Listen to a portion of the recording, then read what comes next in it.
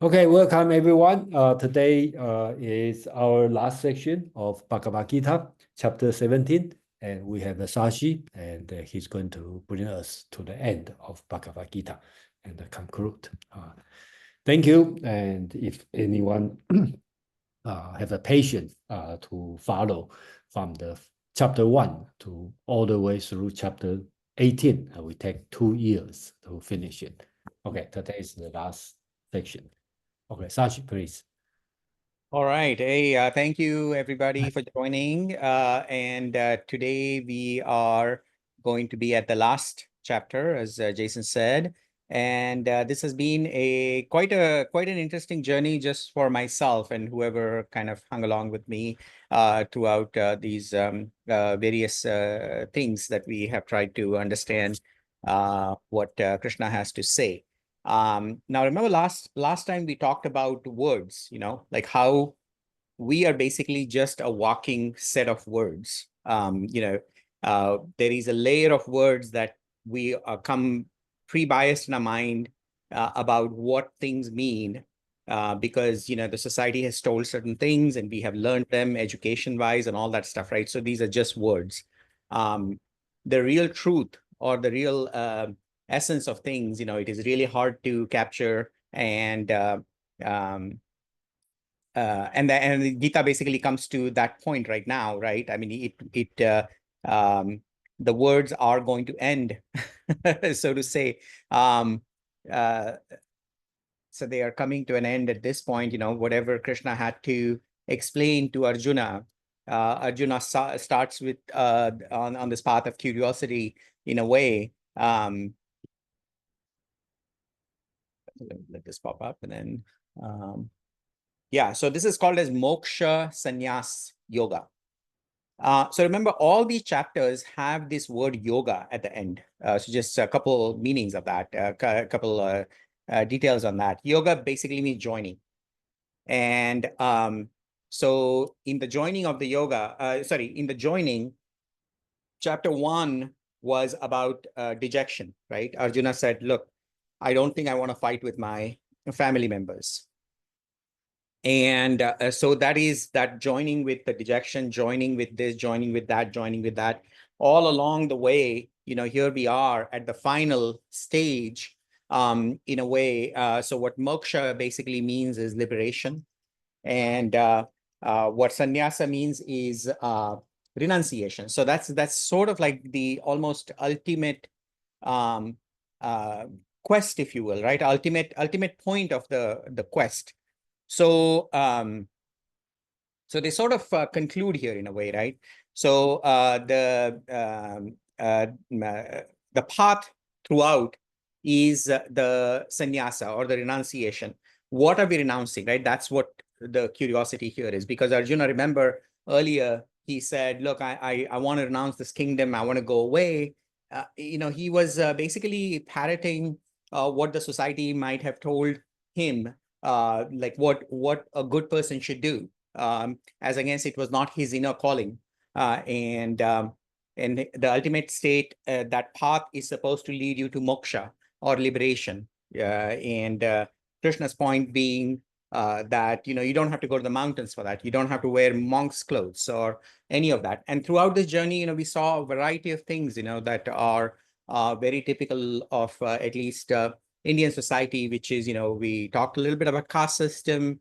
We looked at variety of different saints that have come along, the bhakti movement, where the love for God was key. In that we talked about Meera, we talked about Ramakrishna Paramahansa, we talked about Vivekananda, and all of those different saints that have the plethora of different ways people have tried to understand this thing we call as life, right? Now this final place, the liberation, right, is sort of quite unique to maybe possibly Asian philosophy or culture, but definitely for Hinduism, right? It's not just being good. So being good, ethical for the society, all of that stuff is great, but the ultimate place that you want to be is even freedom from good, like definitely freedom from bad, but also freedom from good. And that state is what is the ultimate pursuit. So human curiosity is, typically four different levels is what our Vedas tell us. Artha. We all have different pursuits, like worldly pursuits. We all are familiar with this, and these things, from Vedanta point of view or Hinduism point of view, these are dead things. Even though they might seem alive, like I'm very alive here speaking to you, but I'm already dead in a way. So we this whole worldly pursuit is sort of a pursuit of something that is dead. The next pursuit is kama, sex, love, connection with humans, right? So here is where you can see how there can be people in the world who might not connect with other humans as well as they might connect with, let's say, making money or their car or their houses, right? So that is that first level of that connection, the bonding or the pursuit. The second is pursuit of connecting with another human being, right? That's slightly better. Even sex is better. Love is the next level, right?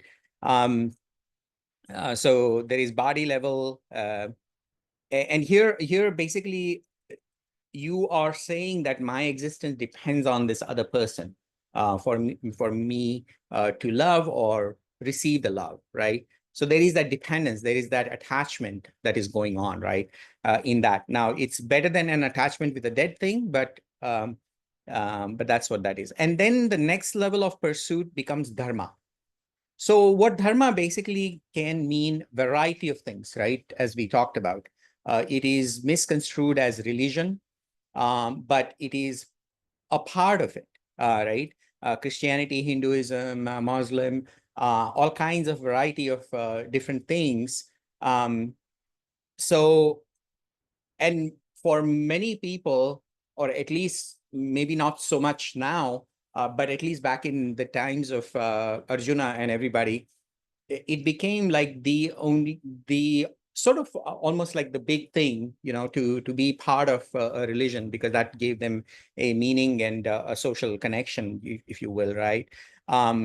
So Christianity, Hinduism, and all of this kind of became a sort of almost a pursuit, right? We say good people are Christians or something like that, right? Who are religious or whatnot. And here what happens is now you are mentally trying to connect with other people, right? In a way, the similar thought. But here we can even go a little bit further. So it is easy for a Christian to connect with a Christian, or a Hindu to connect with a Hindu, Muslim to connect with a Muslim. That's even better, right? I mean, that's better than, let's say, the earlier two pursuits. But there is this concept of something called a satsang. Sat means existence. We have talked about this few times, Sat, Chit, Anand. So Sat is existence, anything, everything.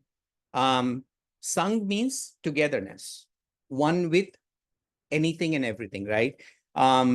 So here what happens is you are now feeling that oneness, and religion is sort of, if you want to call it like a petri dish, if you will, to try to understand that other soul, other person, other consciousness.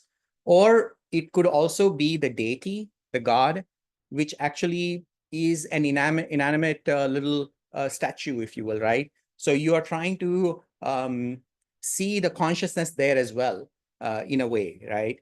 So that sort of becomes sort of like religion is supposed to take you in that direction. Unfortunately, if you see all the radical religiosity, we kind of stay stuck in that religion-related stuff, right? And that sort of becomes a dependence also. That becomes sort of an attachment, if you will.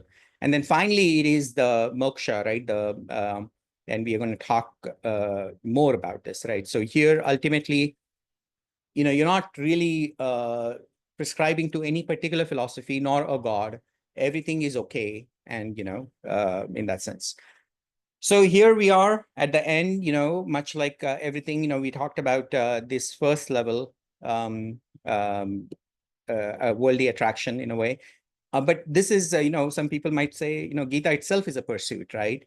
But how can Gita be a pursuit if you're stuck only in the book or the words in that book, right? Because these words are also dead in a way. And also, if you read this Gita by itself without any context or with a lot of other philosophical layering removed and all that stuff, it will feel very sort of drab in a way. Very much it might seem like, oh, Krishna is just an egomaniacal person who's asking everybody to worship him or something like that, right? To that extent. Now, some have taken it that way, but that's ultimately it is how we read things, what kind of meaning we bring to the table for these words. And that just that's where we are. Right. So Gita basically, in a way, is trying to show us that moon, the reflection, this kind of stuff comes in Zen all the time. But we cannot be mistaking that, right? That Gita is the ultimate it, right? That's not it, right? So Gita is pointing to that other side, which cannot be explained in words at all. So many a times, when we talk about Bhagavad Gita or Mahabharata or let's say Hinduism and all that stuff, right? So there's a lot of these questions which are at a very human level. They kind of from archaeological point of view, or let's say from ancient history point of view and all of that stuff, they might be relevant, but that's not the point of Gita, right? The point of Gita is your own inner journey. Was Krishna real? I hope so, maybe. And even if it's a fake character, so what? I mean, that's not the point. When was Gita written? There's a lot of, people kind of get stuck in that place. How is writing, how is the writing possible, right? I mean, so here the depiction is that there was an actual war, Mahabharata and all that stuff. If you notice, Krishna is actually pointing Arjuna to go fight, right? And then he's also ascribing to nonviolence. So did his words actually lead to a brutal war? And then there is this whole element of Buddha, we very recent phenomena, right, that we are aware of Buddhism. So there's a lot of conflicting ideas between them, right? So the people can spend a lot of time on that itself. But the idea is that, you can pick any book, anything. What journey you take is up to you. You can take the journey of like, is Krishna real or Gita is written, all that stuff, right? But that doesn't lead you to finding yourself, if you know what I mean. So dharma itself, right? There are different levels to that, like we just spoke. It can just be stuck at the ethical level of what society is expecting of you, body level, mind level, and then ultimately it's the consciousness level, right?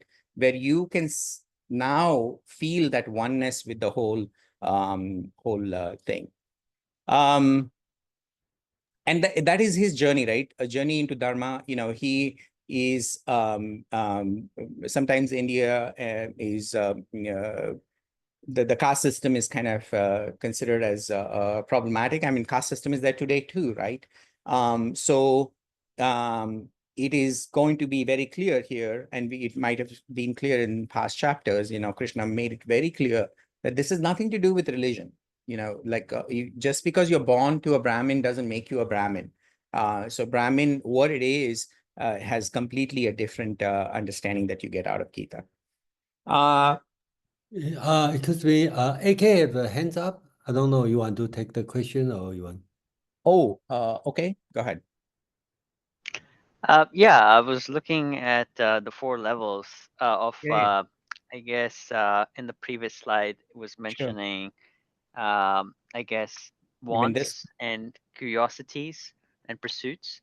So would you say that's the same as desires? Or is it similar to like the hierarchy needs as Asimov talks about? Well, it could be considered that way. These are they call them the 4 levels of meanings for one's life, right? What do you find meaning in life?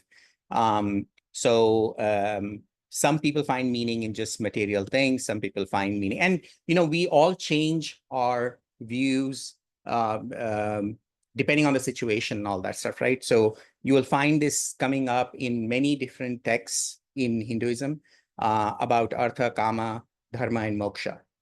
So these pursuits are something that, will define you at that particular stage in your life. But you exhaust at that point, right? You get exhausted here, and then you realize, I need that connection with another human being. This gets exhausted, and then you have this philosophical discussion with other people.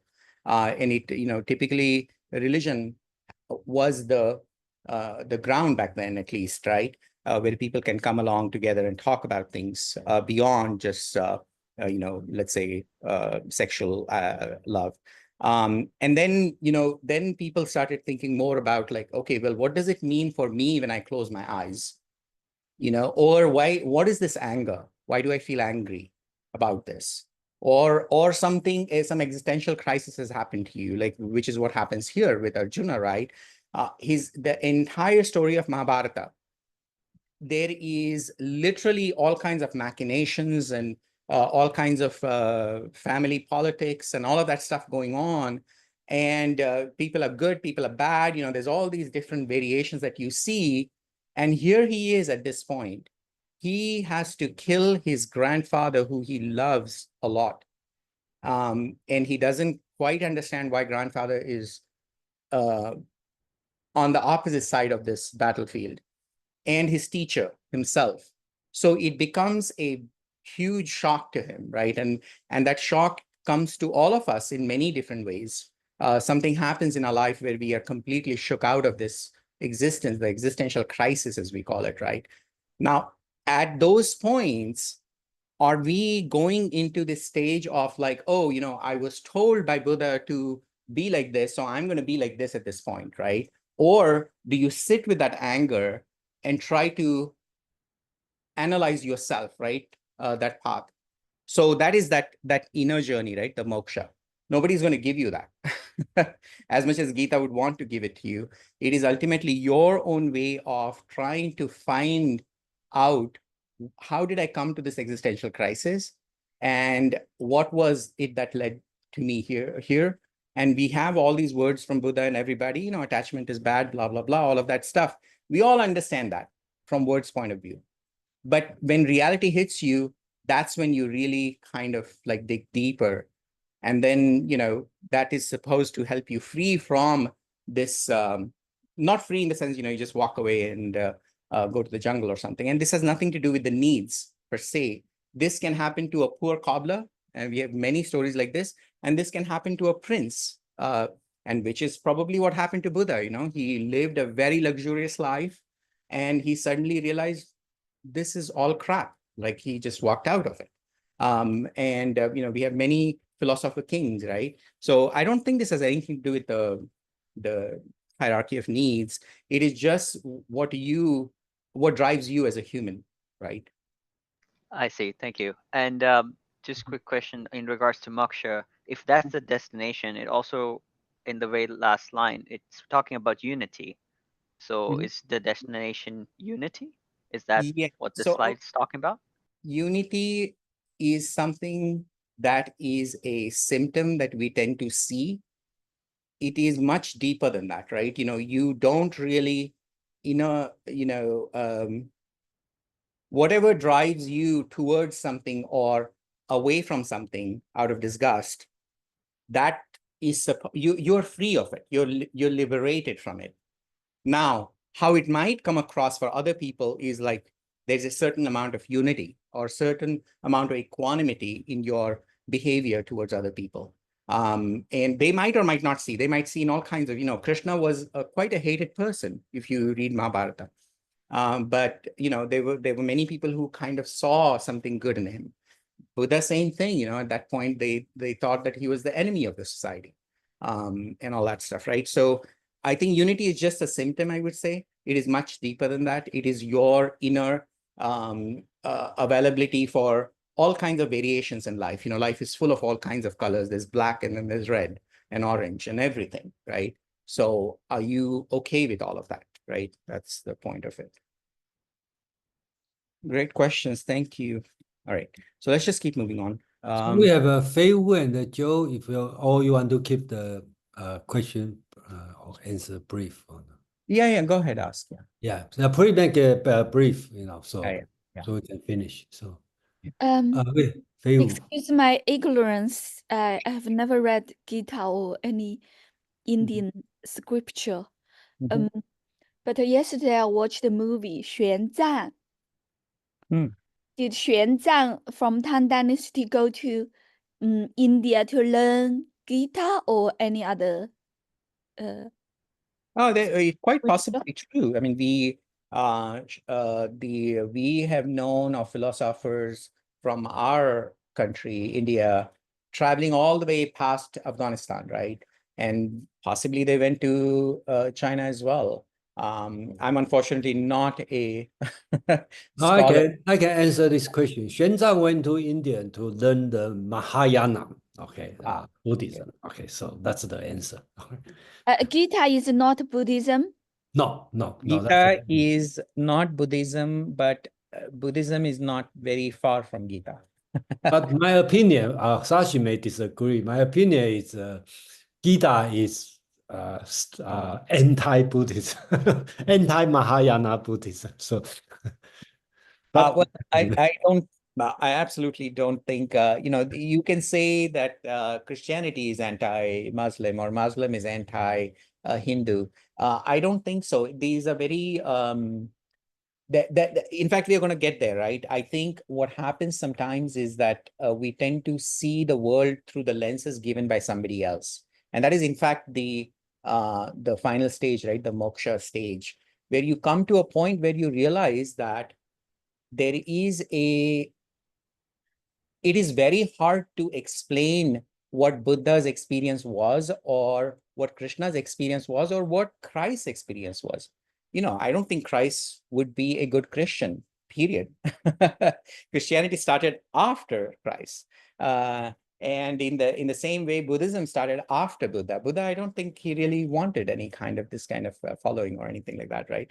So I think these people, or the words that they have written, these words are words like these. They will have a meaning depending on what you put the meaning on them. So you might have a historical leaning or something like that. Then you're going to see just that. And you might see, oh, this is anti this or this is anti that. But if you really, really peel layers, the mindfulness that Buddha is talking about is very much the mindfulness Krishna is talking about.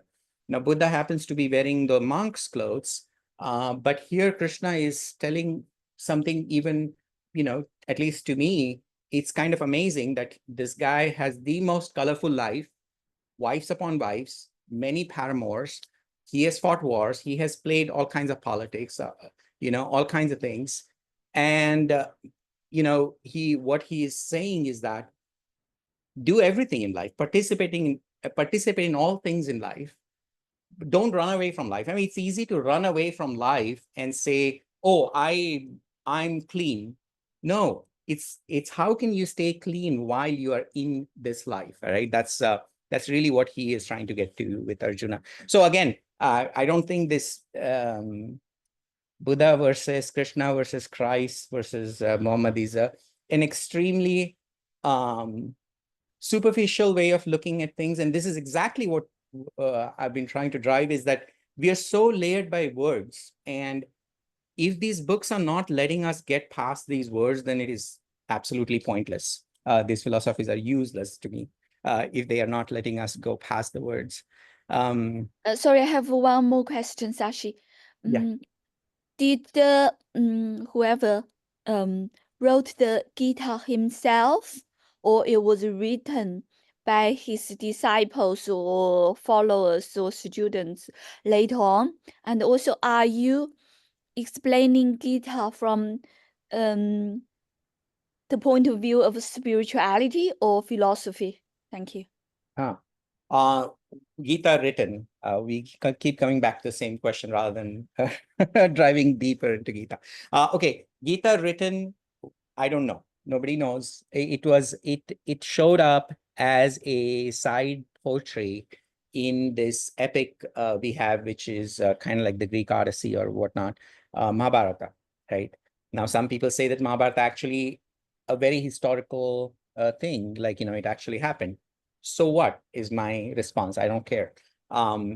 So the Gita was added as a addendum, is what I've heard, to this, where this happens on the battlefield, where Arjuna has this crisis. He's like, I don't want to fight. Now, there's many ways to look at how that might have come about, where, things happen to us all the time. Like, like I was explaining earlier, when let's say your family member or your son or somebody has done something horrible to you, and you can't believe that your son did that to you. And you're shaken out of that existence of being a mother or your father, because that was the role that you associated yourself with. That shaking up, what does it do to you, right? And when the roles are dropped, because we are so connected with the roles and the words that are layered around us, that we don't go to our inner voice. So what must have happened with Arjuna at that point when this was happening, he got connected to his inner self, or he was willing to have somebody like Krishna talk to him. Now, did that happen? It doesn't matter. And I don't know. I have no idea. I don't have any archaeological background or anything like that. And I'm not even interested in that, right? Same thing with Christ. I mean, I absolutely love the man. I love Buddha. I love all of these people, even Muhammad, right? So they have something great to tell us, but they're speechless in a way. I mean, they try their best to come across through these poetries or books or whatnot. It's up to us what we do with it. I mean, if we just keep on worried about, like, oh, was it written? Was it a philosopher? Was it a following, or somebody else wrote? Who cares? I mean, it's available for us. We can do something. Really, it's a personal journey, right? At this point. I mean, and that can be true about Nietzsche as well. That can be true about Sartre as well, right? Why spend so much time on the historical existence of Sartre or anybody? There's something there, like that can possibly help you. Ultimately, the only person we really know is ourselves. You think we know the other people? No. You think you know your brother or your sister or your husband or your wife? No, you don't. You only know yourself. So if something connects to you, that's it. And does it help you change your life? History, geography, it doesn't really matter. It's useless, in my opinion. Sorry. So I don't know. And how am I presenting this? I'm presenting it more from, I grew up in a convent school myself in India, learning a lot of Christianity. And I grew up with my mom, who was extremely Hindu religious person. So I would read those scriptures in the evening at home and then do Bible study at school. And I've gone through my upheavals in life, and somehow I ran into this lecture series with Jason, and Jason said, there was some Gita lecture at some point, and I thought maybe, Gita can be presented as, oh, look at this Sanskrit, look at these words, look at the grammar here and all of that stuff, so beautiful, or, look at Hinduism, so beautiful. I thought that's not the way to present this. Like, I mean, there's got to be more to this. And I have struggled with this many times. And so I started looking at a variety of different writings. And each of these writings obviously are biased by the writer who has written and his place in life. Like Mahatma Gandhi's book that we have given the link to, he was biased by freeing India at that point, and he was using Gita for his own cause. Be it Aurobindo Ghosh, there's many other people that I have tried to understand what does this bring to their table in a way, right?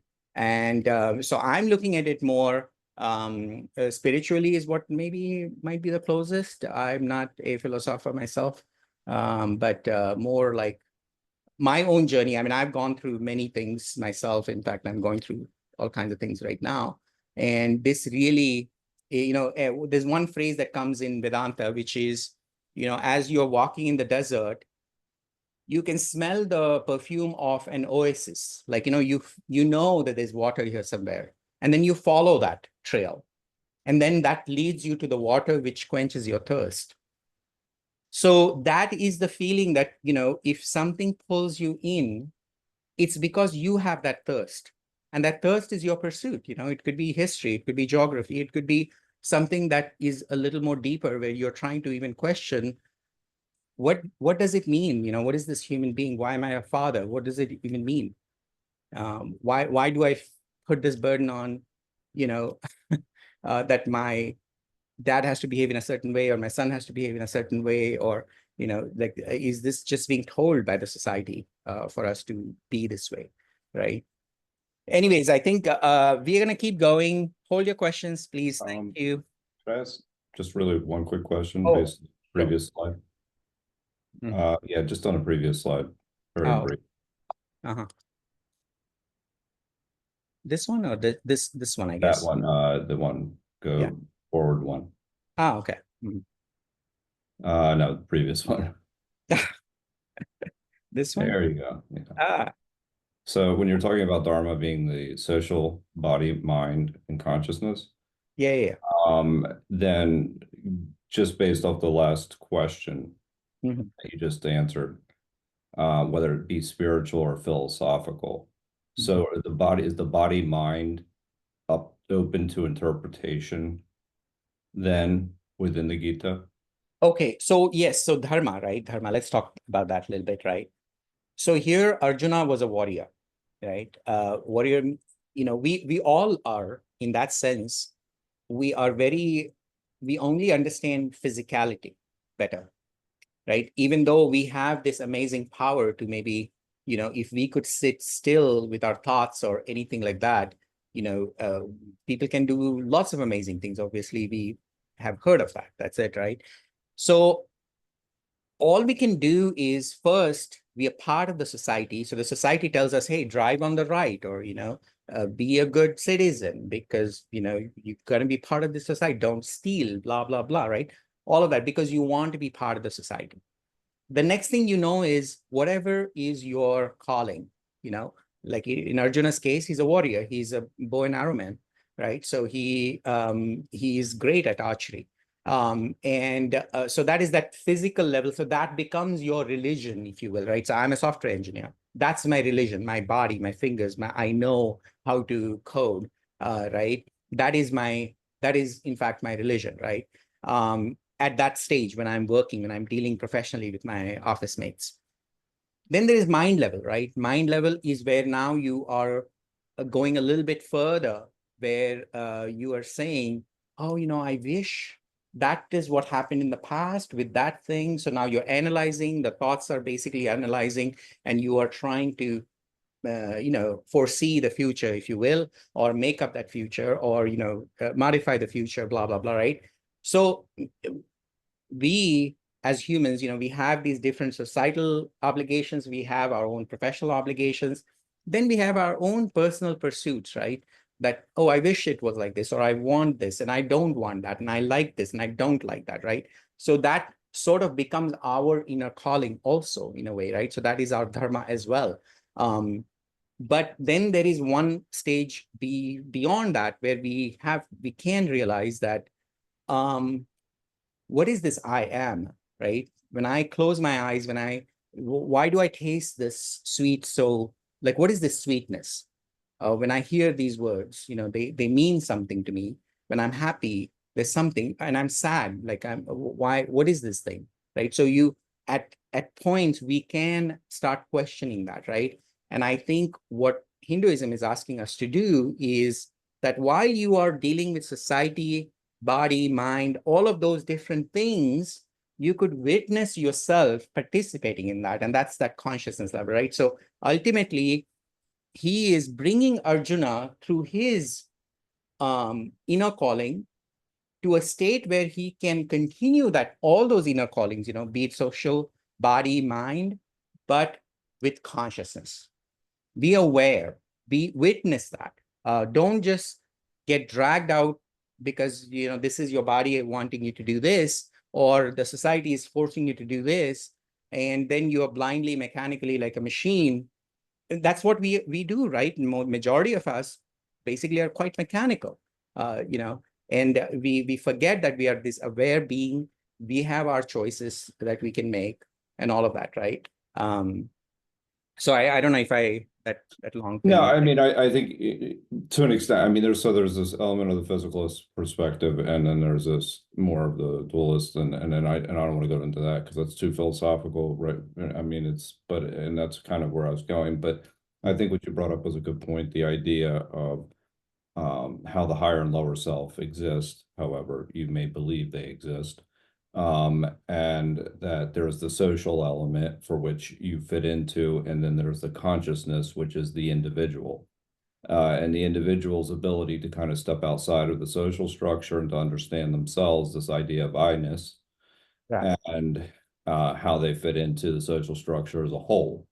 Correct. And so that you can kind of get into the idea of the whole to parts relationship as well. Yes. So there's that aspect of it, and you can get into causality and all of the kind of other things that fit into that. But so I mean, I have an idea. I don't want to go down the too philosophical approach, but I see where the structure of what you put in place under dharma and duty has that relationship. Yeah. So I mean, I'm just trying to look at, here is this such a wild man, but with so much philosophical depth. But that philosophical depth from that man comes out only when there is a listener like Arjuna who comes to that state. He has been friends with Krishna entire life. They have been cousin brothers as well. And they have goofed around. They have done all kinds of crazy things. And here, I mean, just imagine, right? If you're sitting with your friend and the friend is telling you to call him the god. Now that is what the poetry tells us. But, how easy was, or how hard was it for Arjuna in the first part of the book, if you remember? He starts questioning, he starts challenging Krishna, like, what are you talking about? This books say like this. What am I to believe? I mean, you're saying something else. Yoga is this, and bhakti is this, and all of these things, and devotion, blah blah blah. This is what I've been told, and what are you telling me? So this entire ease of Arjuna to kind of let Krishna open up his inner self speaking to him, so now, because of Arjuna's studentship, he could potentially like pull out all kinds of amazing details from this person. Hopefully he interpreted the way we are trying to interpret things here. But that happens to us as well, right? I think the point of this whole thing possibly could be that, we could be learners all the time, right? And if we have this learning attitude, then anything can teach us all kinds of interesting things. So, I mean, that's another way of looking at it. All right. So moving on, I guess. All right. Okay. So renunciation, right? Remember, Arjuna wanted to renounce everything.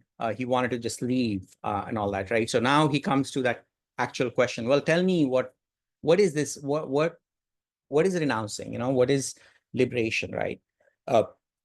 So there are 4 levels in a way. The desires, we understand renunciation. The moment we talk about renunciation, we immediately think about monks, right? Renouncing drinking beer, renouncing sex, renouncing this, renouncing that, right? That's really all we think. And that's a very commonly understood thing. And in fact, that was probably true back then as well. That's why Arjuna said, look, I'm leaving, I'm going to go to the jungle, right? Or the forest, or the mountain. So then he also says in the phrase that there are few scholars who say giving up the results of actions, right? Remember, here is giving up actions, he says first, and this is very common thing that we see. But giving up the results of actions, remember in chapter 2 and all along 3, 4, 5, 6, Krishna himself is one of those scholars, right, who has been basically telling Arjuna that, look, do your action, but don't worry about the result, right? Give up that control on the results, which means you don't have to drop the actions. You don't have to become a monk. You don't have to leave the society. You can be in the society. You can be a businessman. You can be all kinds of stuff, but, just be like a monk in a way, right? Don't worry about the results. And in fact, that brings quite an interesting way of putting yourself into the act wholeheartedly, if you will, right? Many times, if you're biased of the results, we are sometimes like, we might not perform 100% in a way. And then there are people who might think everything is corrupt, no matter what I do, no matter, that, what is that, the butterfly effect or whatever the term is. But maybe it is, maybe it's not, I don't know. Like, if we do something here, some house out remote on the other part of the world is going to get destroyed or something, right? But we all are connected. So, there are people who might just be very, very kind of depressed about the whole state of the world and say, look, everything is corrupt. And then what that might do is that might take you away from the society, or, you don't want to do any actions, right? You don't want to do anything.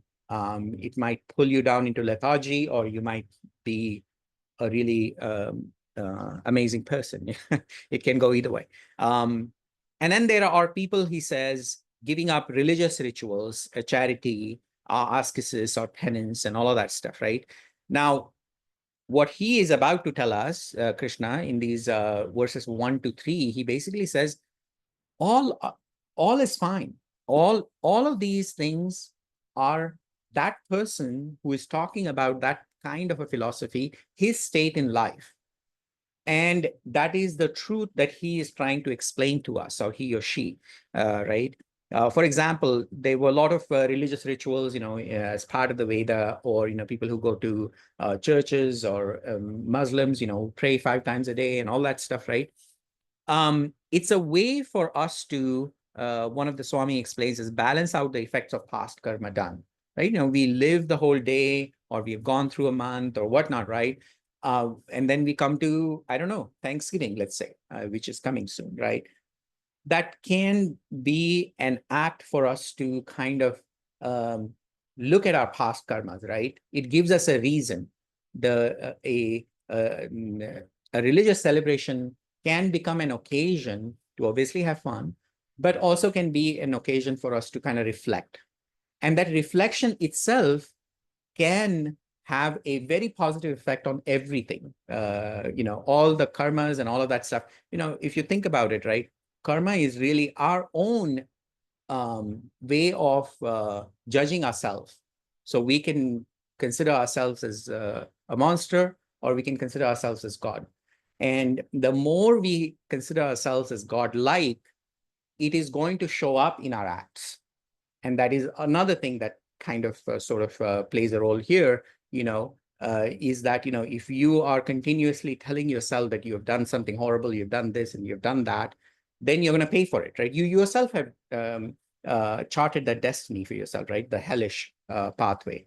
But if you have a way to kind of have that attitude of growing that inner wealth. Remember, I think that was part of chapter 16, I think, right? Growing inner wealth versus growing outer wealth. So Krishna says in verses 1 through 3 that all of these are various kinds of renunciation. They all are good. And, again, none of this giving up is something that, people tend to give up these things based on their understanding, and that's okay. So here is, in fact, maybe he is sort of saying Buddha was okay too, if he did something. So then he goes into, remember, for last few chapters, he has been breaking things into 3 buckets. In chapter 17 also, we saw that. So here also, he kind of comes to a place where he says, here is a decisive thing that I want to tell you, Arjuna. Now, this is the word that is used, nishchaya, in the Sanskrit, right? It really has quite an interesting interpretation in the sense that it's not a decision in the dictatorial sense of the word, but coming from wisdom, right? Like, I know it. And it's not like conclusion from, oh, A equals B, and then the sun is going down and the moon is going up, and that's why the geography is like this, blah, blah, blah, right? So there's all these, empirical or inferences that one can try to figure out, things, let's say, if you were put in the dark, right? So it's a conclusion, but we are still doubtful of that conclusion. But here he talks about nishchaya, means we absolutely, like, I know it. I have gone there, in a way, right? So he talks about these three different states. We talked about this earlier as well. So one is the sattvic, where things are balanced. Rajasic, where things are in momentum all the time, agitation, if you will. And possibly most of us fall in this category. But there might be situations, in fact, some could argue that most of us fall in this third category, which is tamasic. Now, the point is not that these three are at these different levels, if you will. We all are going through this. And he's saying that this whole nature, this whole universe is made up of these three movements, three properties of everything, from our mind, body, all the objects that you see on this planet, all the feelings that you get, all of that stuff, right? So here he's explaining sacrifice or tyaga. He's saying parting with it is not hurtful for these people. Act without attachment to action or the results. And they tend to rely on wise learnings. And then that is what drives them. And Rajasic here, done by force to control oneself, right? So this is where somebody gives up eating sweets for, I don't know, for 6 months or something. And, it's sort of like a self-control, if you will, an external control, as against a natural way of like, okay, I just don't feel the urge for eating an ice cream, so that is probably the balanced and harmonized version versus external force, if you will. So a sacrifice can be through external force. And then there could also be, in this situation, not act due to fear of sorrow or suffering, you're afraid that this might happen. So that's why you are trying to sacrifice, rely solely on results. In this case, here, they're not attached to either what you're acting or what you're doing, and neither with the results. But here, you're really kind of seeking something, right? And in this case, they are sort of very lethargic, right? So do nothing, depend on the society, lazy to act due to attachment, because they like their little comfort zone, if you will, right? They just don't want to act. And guess what? Actually, some monks could potentially fall in this category, right? These are the so-called renunciates. So yeah, so he talks about this in 4 through 6. Sorry, is somebody trying to speak, I guess? Could you please mute? Thank you. So then obviously, Krishna is biased towards this particular aspect, right? Desire of results. So he kind of expounds on that from 7 through 12. I don't know, maybe we could do a little bit of reading here, I guess. So he says, verily, renunciation of rightly regulated actions is not proper, right? You don't want to give up rightly regulated actions. To renounce them from ignorance is tamasic, right? Just because you are going to, you can, or you want to, or, you're just not going to do it. So that is tamasic, right? He who gives up works because they bring sorrow or trouble to the flesh, thus doing rajasic renunciation, obtained not the fruit of renunciation. He who performs a rightly regulated action because it has to be done without any attachment, either to the action or to the fruit of the action, the renunciation is regarded as sattvic. The wise man with doubts cast away, who renounces in the light of the full sattvic mind, has no aversion to unpleasant action, no attachment to pleasant action, right? I mean, this is where you are kind of distant yourself from the aversions or attachments, right? Nor indeed can embodied being renounce all works. Verily, he who gives up that fruit of action, he is said to be the renouncer, right? So he is bringing us to that. The three kinds of result, pleasant, unpleasant, and mixed in this or other worlds, in this or another life, are for the slaves of desire, right? So we tend to bucketize things out of desire and ego. And these things do not cling to the free spirit, right? So this is that moksha, state of moksha. He or she will not have these kind of opinions about things, right? These five causes, O mighty armed, learn of me. And I think some folks here are new. There's a lot of me and I here throughout this book, right? This me is the inner voice. Some people take it literally to be Krishna, but really it is sort of a deeper voice, inner voice trying to speak to us. As laid down by the Sankhya, was a type of a philosophy back then for the accomplishment of all works. The five things that are needed for work are the body, the doer, right? Obviously, you need that. The various instruments, the many kinds of efforts, and lastly, the fate, right? So when we say, I did this, we tend to forget all these other things, right? And that is what becomes sort of our doom, if you will, when we say, I did this. These five elements make up among them all the efficient causes, karana, right? That determine the shaping and outcome of whatever work man undertakes with mind and speech and body. That being so, he verily who, owing to ignorant understanding, looketh on the pure self as the doer. I think this should be lower self. He of perverted intelligence seeth not, right? So somebody might completely ignore all of this and make ego as their own,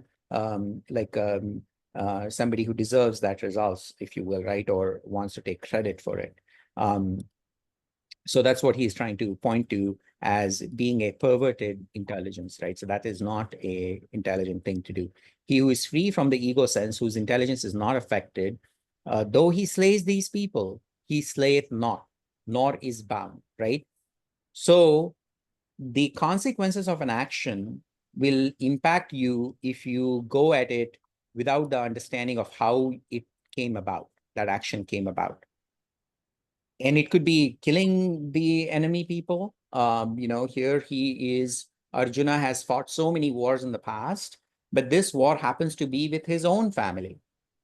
Now there's a dilemma in his mind about all of this, right? And that dilemma is coming from the moha or the attachment towards some of the people, not all of them, right? So he hated the guts of the prince who is trying to cause all this trouble with Duryodhana.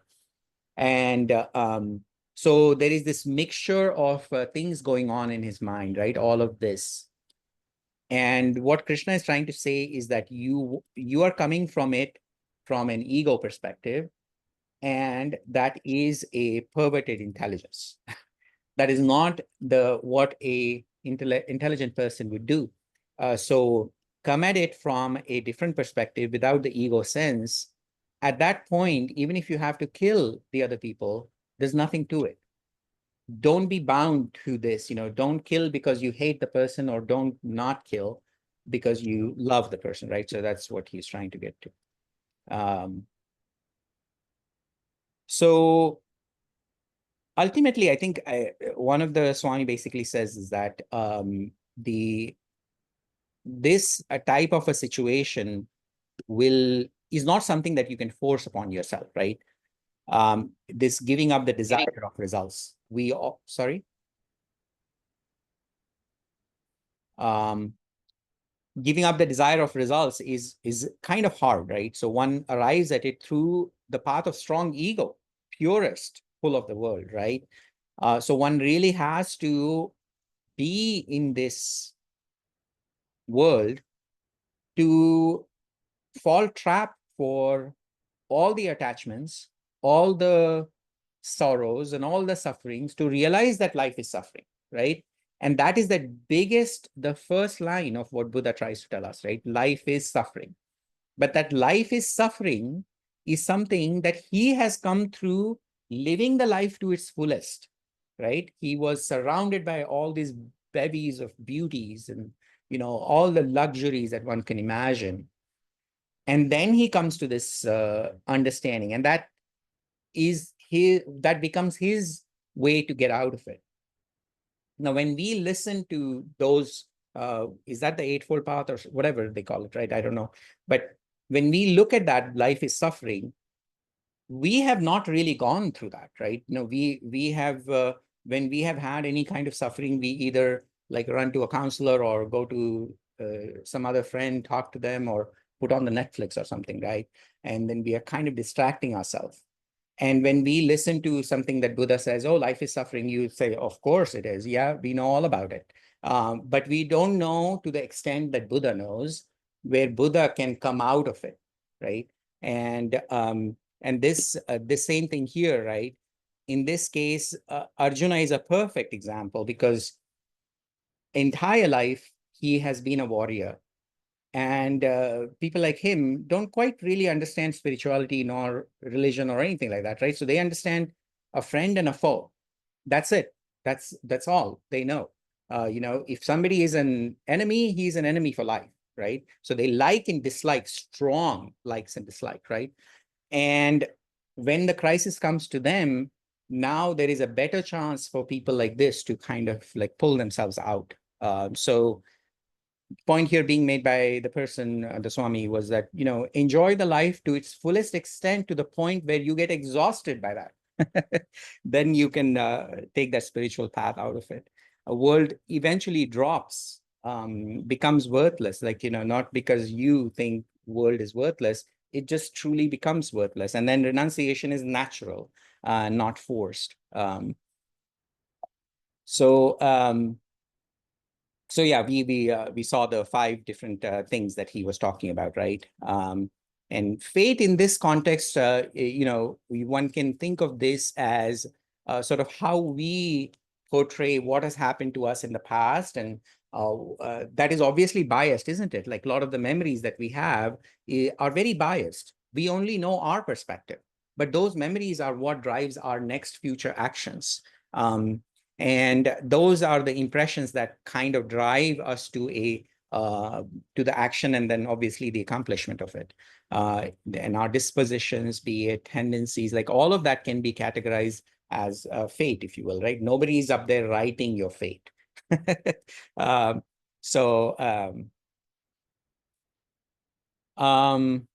then, there is this impulsion to act, right? So impulsion to act can come from, ultimately we know act as part of the action, what we do with our hand or leg or mouth or speech or all that stuff, right?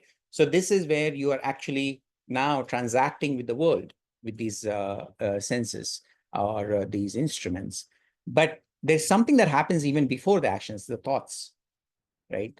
Our intellect, our knowledge. So there is the mental impulsion. So, something within us sort of drives us towards it, if you will. At some point, maybe we might take up yoga, not that we're going to do the physical balancing part of it, but there is the philosophical side of yoga. And one of the elements of it is asteya.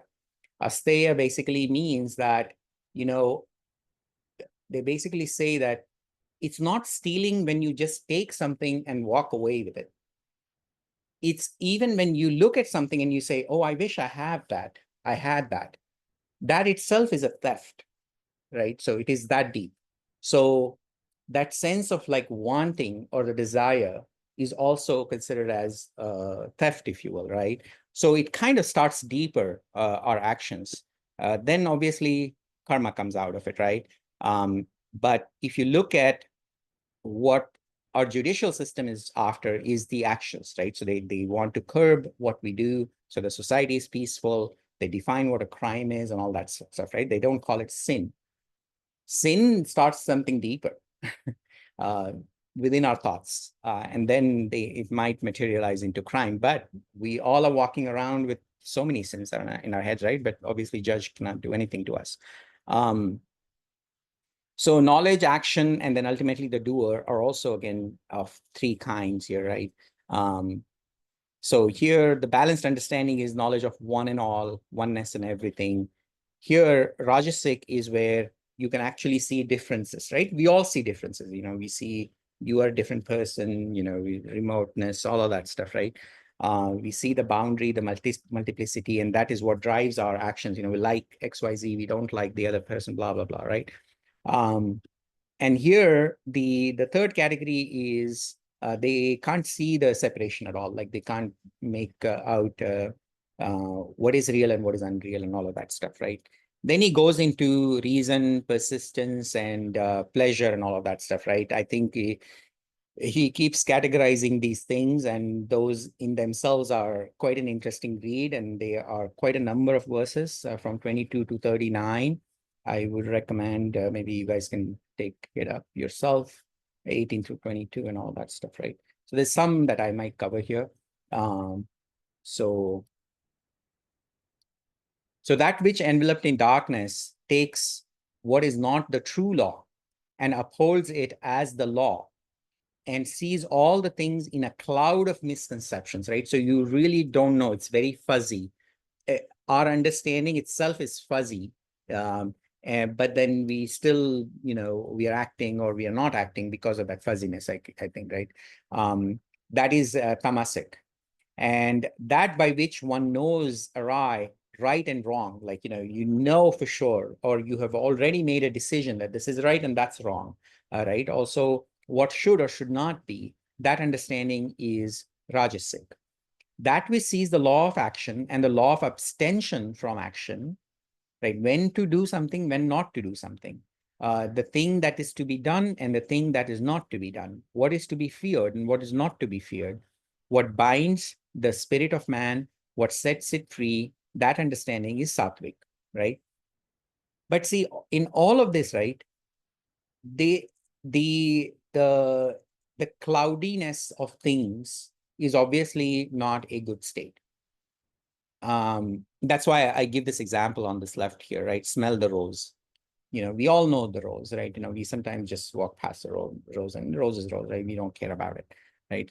So, because we don't have time, we might have other things. So that's that cloudiness of things, right? So we don't have that time to even stop for that, right?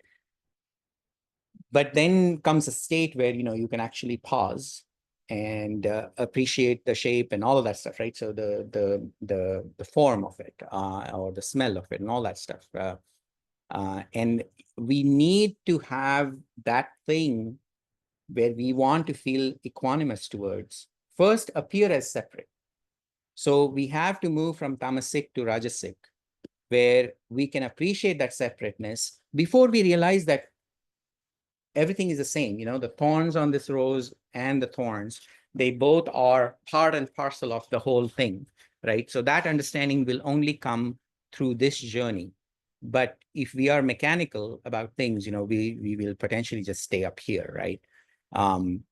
So as you go through these three states, right, he talks about this one more state, which is gunatit. Guna are these states, three gunas, but atit means beyond. Beyond these three states is also yet another state, which is the witnessing state.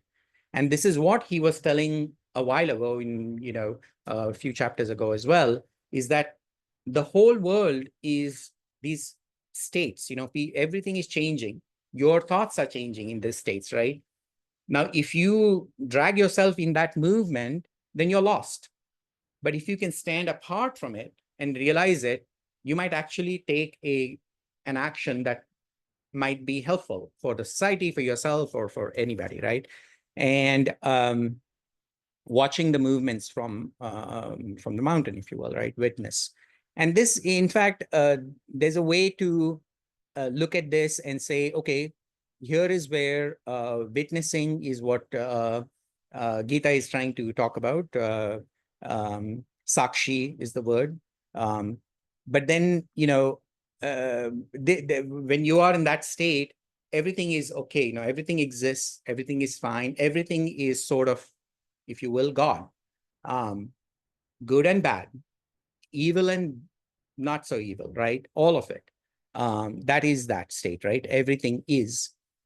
And what Buddha did was he took the opposite route, right? He said, which is actually, it's not opposite if you think about it. Hinduism saying is everything is one. Buddha is saying there's nothing, shunyata. Nothing and everything is the same, is the same, right? You know, you eventually it becomes the same. But they all are pointing to the fact that all the things that are happening in this world, you can assume that they are all part of God, or you can say there's nothing. All of this is nothing, right? That's what Buddha is about to get to, or he gets to. Yeah. So okay. And so ultimately the journey is like this, right? So you know, Hinduism, there are these 4 castes, or they used to be, or to some extent they are still there.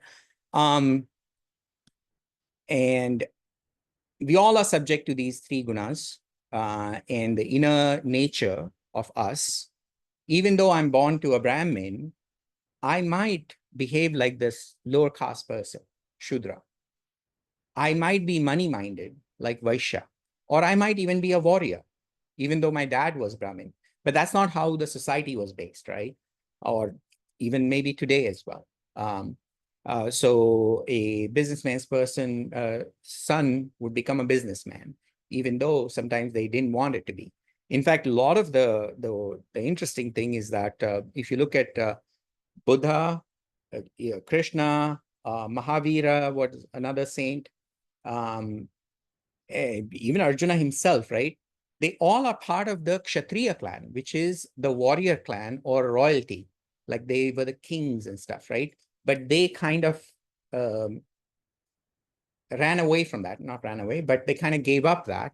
And then they went to the next level, if you will, right? So Buddha is, in the truest form, he is a Brahmin, you know, from outwardly things and also inwardly things. Krishna, on the other hand, there's a lot of outwardly things. When you look at him, maybe you're not going to think that he's a Brahmin, but he is also a Brahmin, if you will, right? So, so it is this journey from here where, you know, we want to get pulled into this outer wealth, ego, doing, which is what Arjuna was part of, right? And one of the Swamis also says that, you know, all this doing, you know, there's a lot of doing. In Mahabharata, the whole novel is about that, or the whole book is about that. Doing, right? And then comes the battlefield. Most of our doing in our lives as well kind of lead to this place of some kind of a suffering, if you will, right? Where, you know, I don't know, son or daughter leaves the house, you know, and you've spent all your life nurturing, taking care of them and all of that, right? But it's not to say that you've got to stop doing that. That's in fact what Krishna is trying to say, right? So you have to participate in all of that, but also try to gain the inner wealth, right? So the works of Brahmins, Kshatriya, Vaishyas, and Shudra are divided according to the qualities of guna, born of their own inner nature, right? This was completely misconstrued. And because nobody really paid attention to reading or anything like that, the whole Hindu society for last so many centuries sort of became categorized into these 4 different classes, if you will. So calm, self-control, ascesis, purity, long-suffering, candor, knowledge, acceptance of spiritual truth are the work of the Brahmin. This has nothing to do with your dad or your mom. This is your inner state.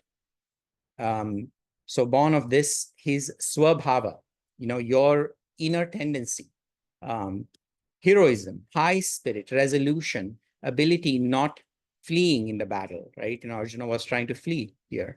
Giving, lordship, Ishvara bhav means godness, or God in the sense luxury, like you have royalty, you have everything, and because you have everything, now your nature becomes more giving, right?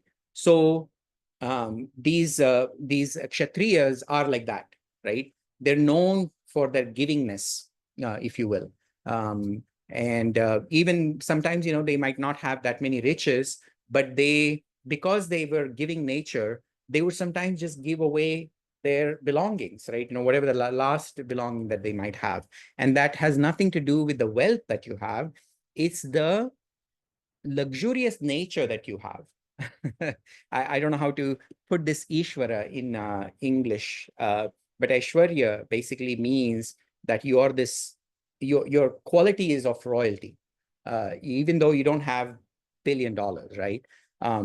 The temperament, and they tend to be rulers and leaders, are the natural work of Kshatriya. Again, has nothing to do with the fact that your father is a king. Oh, sorry, yeah, your father is a king. Agriculture, cattle keeping, trade, inclusive of the labor of the craftsman and the artisan, are the natural work of the Vaishya. So these are more like business shop owners and all of that stuff. All work of the character of service falls within the natural function of Shudra. So we covered a couple saints, right? Like Kabir, for example. He comes from a very downtrodden family, but his poetry is so amazing, marvelous, right? He could beat any of the Brahmins whose fathers were Brahmins. So he is probably the top-notch Brahmin, even though he comes from a Shudra family, if you will. So there are many, many such examples, right? I mean, probably in the West as well, you have those examples. So I think this should clarify, not just for this audience, but also for Eastern audience, like us, to understand that, these classes was not something that was prescribed or ever written down anywhere in the books. It was just a social control, if you will. So then after he has explained all of this stuff, right? So your 3 gunas, your tendencies kind of bring to you your inner calling, be it of heroism, be it service to the society, be it, craftsmanship, be it heroic, not fleeing the battle, all of that stuff, right? So it comes about depending on how these gunas are playing within you. So then he talks about the action that you're going to do, as a cobbler, as a craftsman, as a warrior, as whatnot, right? So he talks about a very important thing here, right? He says, follow your own law of nature. Whatever seems natural to you, maybe servicing the society is natural. Maybe, I don't know, I'm going to take a very extreme example, prostitution. That could be your thing, right? Even if it is faulty, it's not a sin if done with no attachment, right? And there are actually really amazing examples in Indian literature. Could be a piece of art, but it might be real as well. A lot of this art is a reflection of what the truth was back then. The journey upward starts rightly oriented, right? Inward path leads to meeting godness. Outward path leads to denying the godness, right? So there is a way to outward path, meaning, hey, let's try to find the reality of Krishna. Oh, he's God, so why don't you prove me? Well, do we have the right kind of senses to really even judge if somebody is a god out there, right? So instead of that, one could focus on self, and now that journey becomes more about godness, right? God is not an entity or something out there that we have to be fearful of or whatnot, right? But it is our own inner journey of the Daiva or godness, if you will. So better is one's own law of works, though in itself faulty, than an alien law well wrought out. One does not incur sin when one acts in agreement with the law of one's own nature. The inborn work, O son of Kunti, Kunti is Arjuna's mom, though defective, the inborn work, though defective, ought not to be abandoned, right? All actions in the three gunas indeed are clouded by defects as fire by smoke.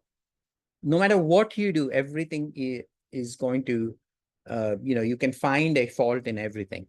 And understanding without attachment in all things, a soul self-conquered and empty of desire, man attains by renunciation a supreme perfection of naishkarmya. Naishkarmya is that actionlessness. Actionlessness does not mean you're not acting. You will act. You will do everything that is required. Build your business. Do all of that stuff. Yet you are actionless, meaning it does not leave an imprint on you. Naishkarmya. That's the supreme perfection. And that is the true renunciation, right? So that's what he is trying to explain to him. Your calling is this warrior thing. You need to fight this battle. So he is, in effect, telling all of us, if you will, whatever our inner calling is, be true to that. And ultimately, you want to reach to this state, right? In whatever your pursuit is, whatever your calling is, inner calling, uniting the purified intelligence, right? Remember, there was that perverted intelligence earlier. Now he's talking about the purified intelligence with the pure spiritual substance in us, controlling the whole being by firm and steady will, right? It takes a different kind of will to go that inward journey. Just shutting down the world and moving to Himalayas is not going to do it. That's not it. Having renounced sound, right? What that means is these words that impact us, the words come with so much baggage and biases. How can you renounce that?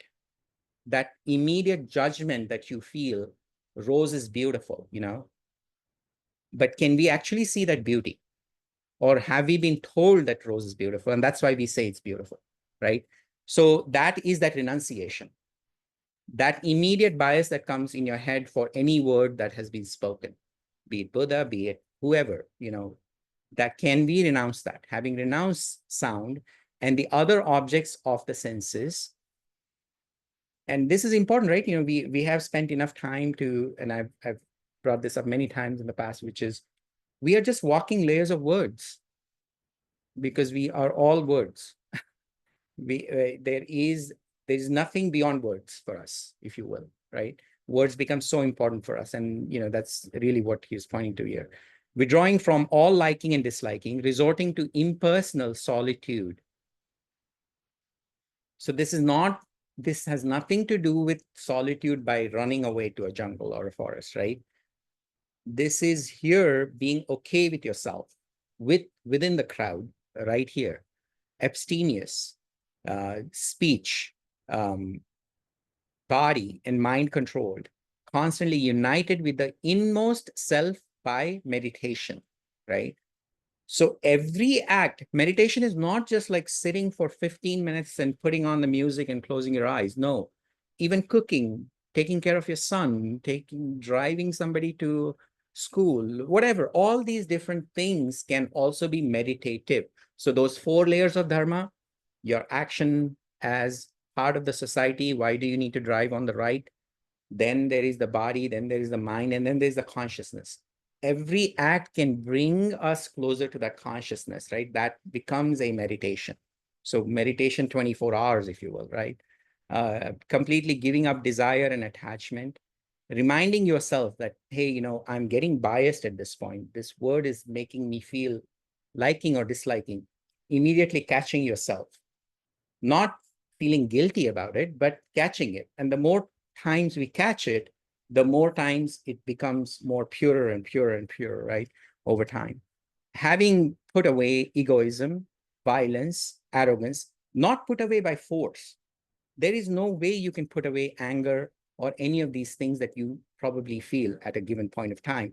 But in that act, if this comes to your mind and you can kind of like, you might still be angry, but you could watch yourself. So the first time it will be harder. Second time it'll be better, better, better, right? And then suddenly this putting away becomes a natural thing. Egoism, violence, arrogance, desire, wrath, the sense and the instinct of possession. Free from all I-ness and minus, calm and luminously impassive. Impassive, again, has nothing to do with not doing. It's a different kind of full of light type of not doing, yet you're doing. One is fit to become the Brahmin, right? Brahmin is not by birth at all. And so ultimately, it's really our whole life's journey is, preparing oneself, so it's not about searching for the proofs. Searching for the proofs is fine for science, if that's the calling that you have out in the world that you want to do. And we have absolutely extended our senses with be it telescopes or microscopes or whatnot, right? So we can now go to the edges of the universe, but they're all limited, right? This inner depth that we have is very, very difficult for us to go within. And so that is, in fact, the distinction between spirituality and philosophy, right? Philosophy, love of words, is again, can be soothing for our understanding, for our intellect. And, we can understand it, but it doesn't become our wisdom, if you will, right? As Eastern philosophers might say. That is that spirituality, really, it has nothing to do with what world thinks about you. It's what you know and what you can utilize.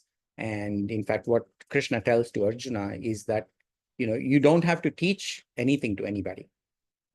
Your action itself becomes a lesson, if you will. People are always observing. People are always, don't, just because you are, might not be a leader in a company doesn't mean anything.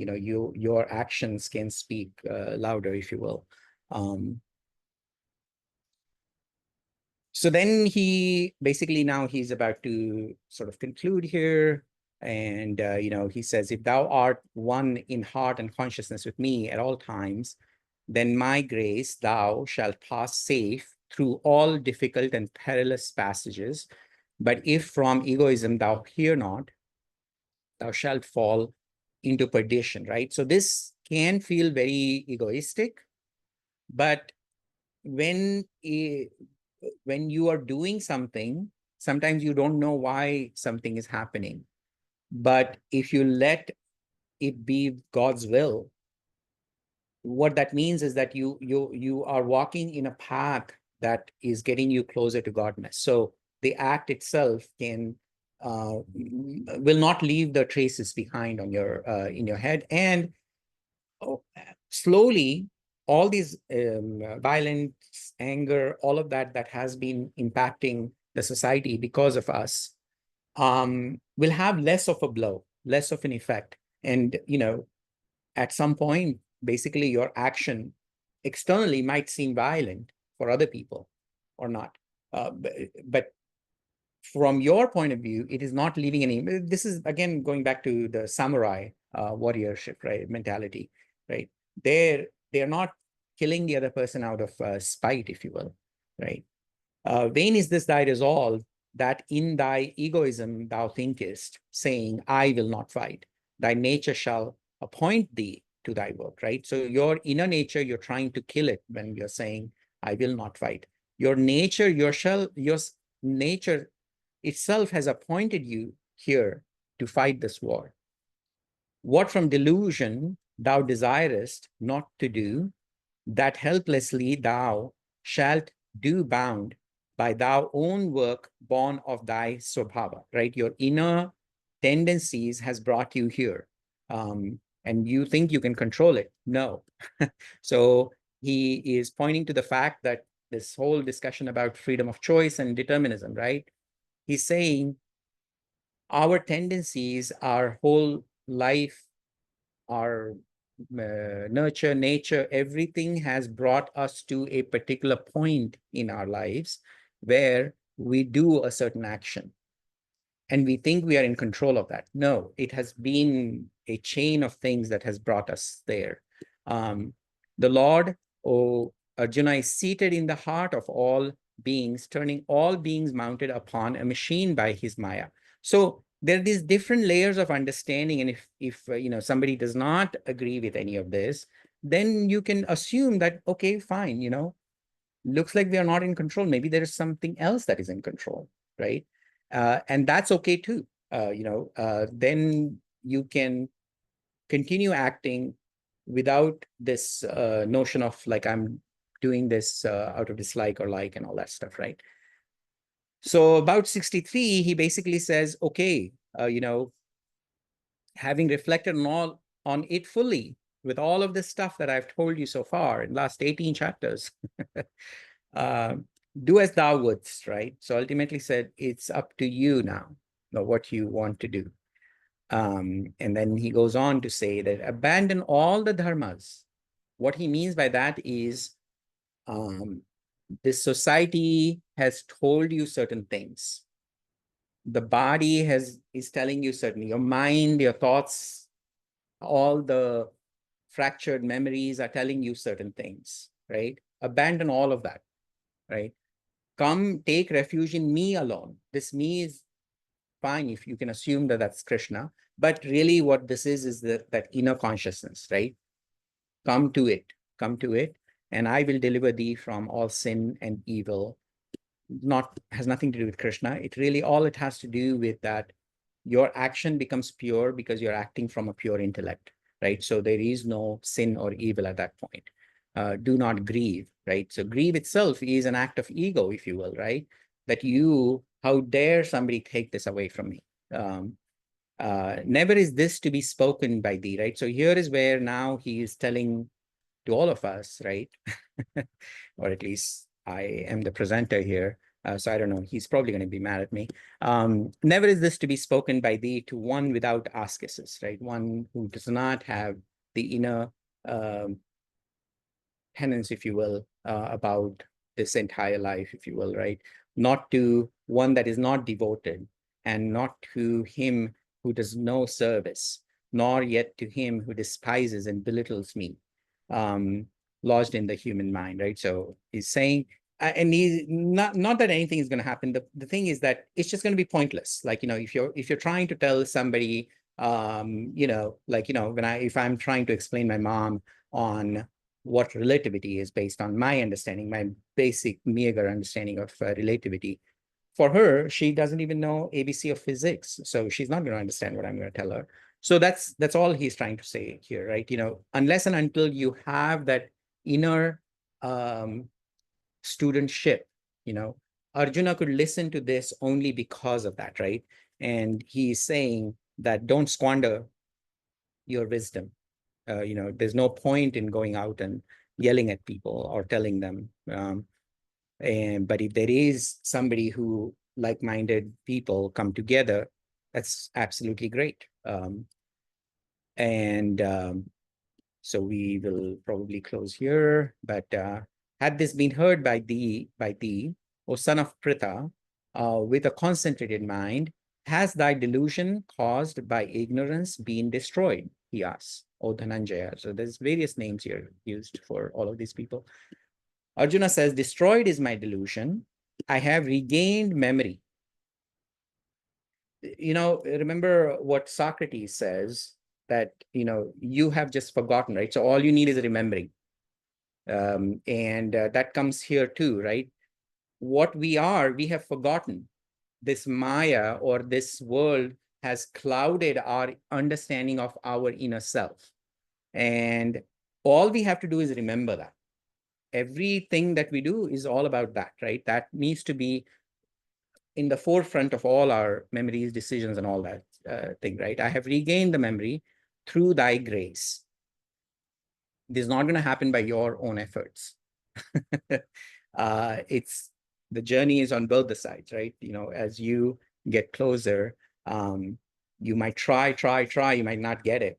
But one day, for no reason, you're just going to get it.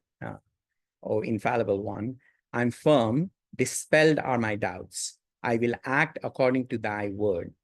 So this is interesting. So I was just thinking about this. So chapter 1 starts with existential crisis. We try to take some refuge, right? And we're asking people questions, this and that. We sometimes that crisis has happened. In fact, this has happened to me recently, like literally a few months ago. And I'm talking to friends and families, and and I'm crying in front of them, blah blah blah, and all of that stuff. And most of the time, I realize that the response kind of falls in the category of either they're pitying you or pitying you.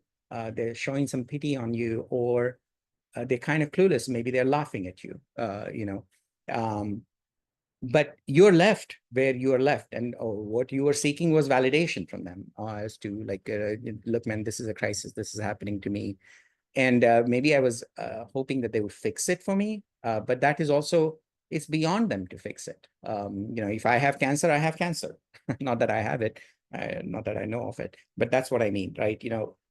The others are not going to be able to fix it, right? So, but that's that existence. The chapter 1 is all about that, right? Where he is kind of lost, but he realizes that he's with his friend, Krishna, and he could open up with him. He doesn't know still that this whole Gita is going to come about, but then he's kind of sharing his views with them. And he's hoping that Krishna might say, oh my God, you're right, Arjuna. This war is horrible. You should go to the mountains, right? That's what he was expecting. And that's what, in my crisis time, that's what I was expecting of my family members or my friends. But then comes the truth. Chapter 2 hits you with all of the ideas of the whole Gita, if you will. But it is very difficult to understand, right? Our truth is hard to swallow. It's clear deep within. It's, at that moment of crisis, after you have wasted all your time with your friends and families and blah, blah, blah, all this stuff, you sort of have this inkling that, like, this is not right. There's something, yet you're not like 100% sure. And, could this be a conversation between Krishna and Arjuna? Maybe. But it could just be Arjuna himself talking to himself, right? His inner self. And he just in chapter 2, he's telling his inner self, no, you shut up, and or he knows that these are these high philosophies that I've heard of and all of this stuff, and I shouldn't be think like this, blah blah blah, right? All of that stuff. And but he only has a mere like a superficial understanding of it, so the depth has not been achieved. And then all through chapter 3 and 10, 3 through 10, there's a lot of this like, oh, what about that? And what about that? Now I've heard of this, and why are you saying it like this? You are asking me to fight this horrible war and all that. Again, he is trying to seek the validation for his false beliefs or his conditioned beliefs, right, throughout this. And this is what sort of happens, right? When we go through crisis, all of that stuff, we spend enormous amount of time in questioning everything because we are trying to fit whatever solutions we see out there into how we want the solutions to be, right? And then chapter 11, which, is this amazing climax at that point, right? Where there's this divine, like 100-faced Krishna and amazing vision comes about, right? So all of that is obviously poetic. But this is where he is questioning his divinehood, and he says, well, show me. Like, this is, if you say all of this stuff, but there's another way to look at it is like, yes, show me the money, but also, after so much rumination up to chapter 10, he realizes like, oh my God, like all of this stuff, like, people are dying, born, people are going to die. And, like the cycle is churning. This is going on and on and on. And, it kind of hits him so hard, like can be very frightening, when something like that happens, that, you start wondering about what is this? What is this life in a way? So this also here, right? He is given divine vision. What is divine vision? Basically, divine vision is a way for us to take an intelligent guess, if you will, of what is going to happen. When people do Wall Street analysis and all of that stuff, this company is going to do well like this, blah, blah, blah projection, right? Some people win, some people lose. And that winning is that divine vision, if you will, right? Has nothing to do with, unfortunately, these words have been overloaded by a lot of baggage, right? Divine suddenly means God and religion and all that stuff. But really, all that means is intelligent guess, if you will, right? And that's how I see it. So Sanjaya, the person who is narrating this whole thing that is happening in the battlefield between Krishna and Arjuna, what happens at the beginning of the book, earlier on, which is not covered in the book, is that Vyasa, the author of this, by the way, every author is called as Vyasa in Hinduism. That's why this whole authorship is very nebulous in Indian books, right? So the people don't put their names on it out of just showing humility, if you will, right? So they just call them Vyasa. All Vyasa means is some knowledgeable person, a wise person. And in fact, if you look at the whole Mahabharata, Vyasa happens to be the grandpa, the clan's father, if you will, right? Past ancient father. And then he is taking a inventory of his whole family's dealings, if you will, right? All the goods and bads, and that is the whole history he is writing, if you will. So he tells Sanjaya happens to be the charioteer for Dhritarashtra, who is the blind king, who has taken over the control of the kingdom by force. And he is hoping that his son, who is the evil guy, to eventually be the emperor. And so this guy is his narrator or the charioteer. So the Vyasa, the author of the whole book, he asks both of them, Dhritarashtra, who himself is blind, he says, hey, do you want this divine vision? Do you want this intellect to understand things properly? Now, this is a very poetic way of saying, we sometimes can stay blind to intelligence, pure intellect, if you will, right? So what Dhritarashtra says is, no, I don't want it. I don't want to know anything. All I know is my son needs to be the emperor. That's it. And Sanjaya, because he wants to explain what's happening out in the battlefield, he says, okay, I will take that, right? And he is the one who is telling what is going on out there. What has happened when this Gita is being narrated is I think it's like 10th day of the war or something. And all of the big, army soldiers and, strong men on the bad side of the war, Dhritarashtra's side, they have fallen, right? And now suddenly Dhritarashtra is feeling he's afraid, what is going on? So he asks Sanjaya, what happened? So that is the first line in the Gita. And then Sanjaya starts explaining about all of this stuff, right? And then at the end of it, Sanjaya said, through the grace of Vyasa, I heard this supreme secret. Now, this is a poetic way of writing it, but Sanjaya this whole time was kind of but he's a charioteer. How can he talk against what his king might have decided, right? But he is of the opinion that this whole thing is wrong. This war is wrong and all that stuff. So it comes in many different places in Mahabharata, right? This yoga directly from Krishna, right? So he has heard of this, the divine master of yoga, who himself declared it, right? So here he is kind of trying to explain to Dhritarashtra, if you will, that there's Krishna, there is Arjuna, there is good on that side, right? good is always going to win.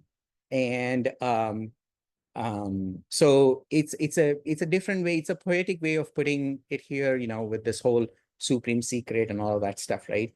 Why is it supreme secret? And why is it secret? It's secret because, a lot of things are secret for us, not because they are kept secret. It's just that we don't know how to understand them. And this Gita has been around many, many, many, many years now, right? Not everybody is suddenly Krishna. So we all are going about our ways. In this Bible, there is all these other things, right? But they are all secret to us in the sense that the way they are codified, the way they have been written, it's really hard for somebody to give you the knowledge directly. And sometimes when that knowledge is given to you directly like that, right? This Show Me the Money, chapter 11, if you're not ready to see all of that, can be very fearful because you are stuck in this transactional world. So when Buddha tells you about all these highfalutin ideas, it can be very fearful. And that's really how I see this chapter 11, right? And then that time, what happens to us is, most intelligent people will basically resort to intellectualizing because that's safer, right? Let's keep philosophy in philosophical discussions, and then we go about our way in the world, right? So we have kind of compartmentalized it. And hopefully in some of us, maybe it kind of trickles its way and, sort of helps us in our real life. But most of us tend to be this armchair philosophers, if you will, right? Intellectualizing is safer, rather than walking the journey that Buddha himself has walked. But we say, oh, Buddha said this, and I think I get it. Yes, intellectually we get it. But what Buddha got, we don't get it. And then comes the feeling me, right? Krishna is saying to Arjuna, do you get it now, right?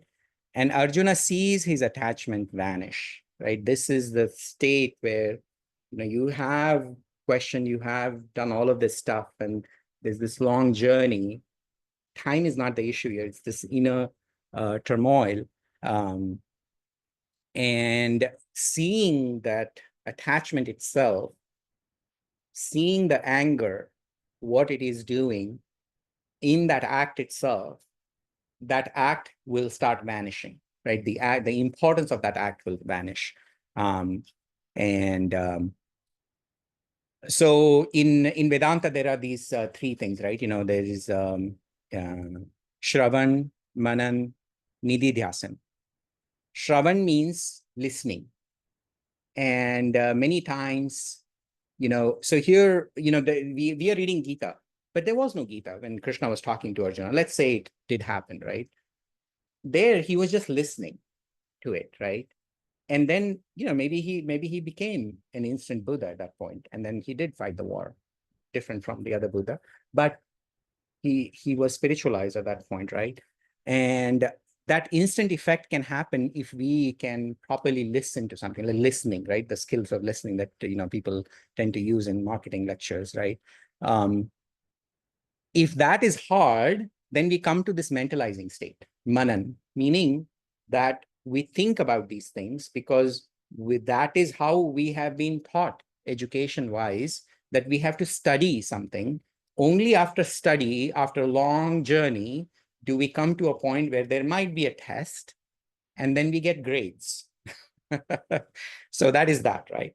And then sometimes even those thoughts kind of fail. Then comes the practicing part, rituals. Religion has said, you shall go to the temple every blah, blah, blah, right? And then you take these flowers and you put these flowers, take the milk and blah, blah, blah, right? All of that stuff. That is part of that, is that ritualization of things is a way for us to sort of take us away from this world of Maya or illusion, and at least slightly away from our thoughts, if you will, as we participate in those rituals or celebrations and all that stuff. But then, hopefully it takes us to that next step, right? And then, so here in this Arjuna's case, he was just listening, but that listening was very fruitful because he has had such a long journey full of ego, and he has made so many blunders in life. And here he was ready to listen. And then he says, wherever is Krishna, the master of yoga, wherever is Partha, the archer, right? The God himself and the human who is purely human, pure with all his mistakes, right?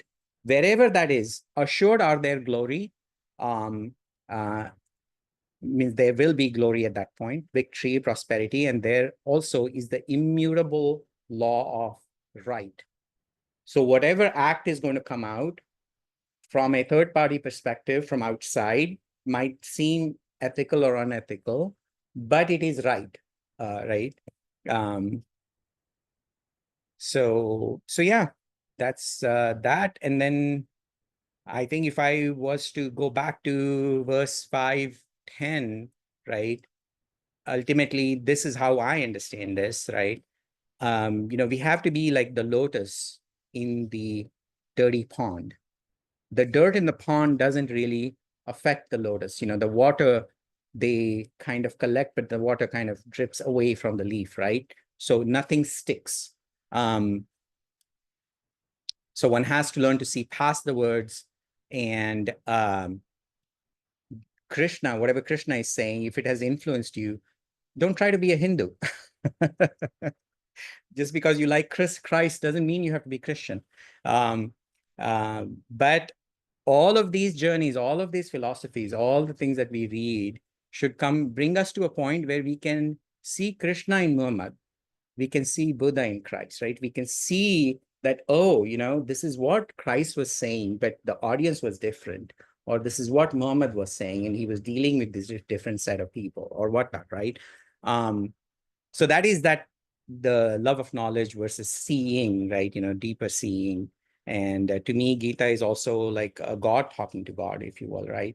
The God is a sleep God, Arjuna or us, but it is still God talking to God, right? And then because the words are human words invented by us, they have to be a poetry or a song which is trying to take us beyond the words. That's why it is Gita, the song. And then let's not forget these three worldly states that we talked about throughout the last so many chapters. So the lowest state can be doing nothing, but that doing nothing can come from fear of life, right? That's not the state. You could look like a monk, not eat, not live a very destitute life and all of that stuff. But from inside, you are afraid of dealing with life, right? Then that's not something that is good. Rajas is doing for literal words, like, words mean a lot, like, this and that's my friend, that's not my friend, right? So all of that becomes your existence. And sattva is practicing seeing past the words. And then beyond the state is also kind of like this doing nothing. But now you're doing nothing, not out of fear or ego, but out of wisdom. That doing nothing also has a quality of doing, but not the doership, if you know what I mean. So you realize the futility of all of this, but then you realize the futility of even giving up all of this. Like, okay, if it is so pointless, then giving up is also kind of pointless. Then why not just do all of this stuff, if you want? Living in this miasma as a lotus, right? Staying clean, untouched by the dirt. And ultimately, the measure is not, somebody is not going to give us the grades. Unfortunately, we always need to be 5-star, 3-star ratings and all that stuff, right? But ultimately, it's our own inner journey, and it's our state of happiness and satisfaction. And ultimately, you get to this place not because you force yourself to be happy, but mostly because you exhaust all the efforts that this life wants to put you through. So that's it. All right. Thank you very much. We take 2 years journey to finish 18 chapter and up and down, and then anyway, thank you, Sashi, so much, and thank you everyone to participate. And I keep all the video recording in the YouTube channel. Welcome to review, and then I believe, you know, I believe I think Sashi, you may agree, you know, from chapter 1 to 18, you are a different person, and you yeah, same thing, because I have been through the experience, and recently I just finished the translation of 20 books of Confucius Analects. Okay, it's a painful, difficult job, and but I have to say I'm different person from the beginning to the end.